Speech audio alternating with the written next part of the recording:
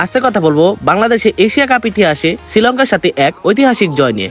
তাহলে চলেন শুরু করা যাক। সালটা ছিল 2016, যেখানে বাংলাদেশ প্রথমে ব্যাটিং করতে আসে, কিন্তু 2 বলে 0 রান করে আউট হয়ে যায় মোহাম্মদ মিঠুন। এরপর সৌম্য সরকারও 3 বলে 0 রান করে আউট হয়ে যায়, কিন্তু বাংলাদেশে হাল ধরার চেষ্টা করতেছিল সাব্বির রহমান। এমনকি সেদিন মুশফিকুর রহিমও বেশিক্ষণ টিকতে পারেনি, ভুল বোঝাপড়ায় সেও 9 বলে 4 রান করে রান আউট হয়ে যায়। কিন্তু এরপরে বাংলাদেশে হাল ধরার চেষ্টা করে সাব্বির রহমান এবং সাকিব আল হাসান, এবং তাদের দুজনের দায়িত্বশীল ব্যাটিং এর ফলে বাংলাদেশ কিছুটা চাপ মুক্ত হয় এবং সাব্বির রহমান মাত্র 38 বলে তার হাফ সেঞ্চুরিটা তুলে নেয়। এবং বাংলাদেশের হয়ে সাব্বির রহমানের 80 এবং লাস্টের দিকে মাহমুদুল্লাহ ঝড়ো 23 রানের উপর ভিত্তি করে বাংলাদেশ বিশ্ববাস শেষে 147 রান করতে পারে, যেখানে শ্রীলঙ্কার হয়ে চান্দিমাল এবং দিলশানের দায়িত্বশীল ব্যাটিং এর ফলে শ্রীলঙ্কা পায় স্বপ্নের মতো শুরু। কিন্তু 9 বলে 12 রান করে আউট হয়ে যায় দিলশান, এবং শ্রীলঙ্কা প্রথম পাওয়ার প্লে শেষে 44 রান আদায় করে নেয়। এবং শ্রীলঙ্কার হয়ে চান্দিমাল এবং জয়সূর্যার দায়িত্বশীল ব্যাটিং এর ফলে শ্রীলঙ্কা কিছুটা চাপ মুক্ত হয়। কিন্তু এরপরে 37 বলে 37 রান করে আউট হয়ে যায় চান্দিমাল, এমনকি এরপরে 21 বলে 26 রান করে আউট হয়ে যায় জয়সূর্যা। এরপর শ্রীলঙ্কার হয়ে যখন তুষারা পেরেরা এবং ম্যাথুইজ আউট হয়ে যায়, তখন শ্রীলঙ্কা সম্পূর্ণ ম্যাচ থেকে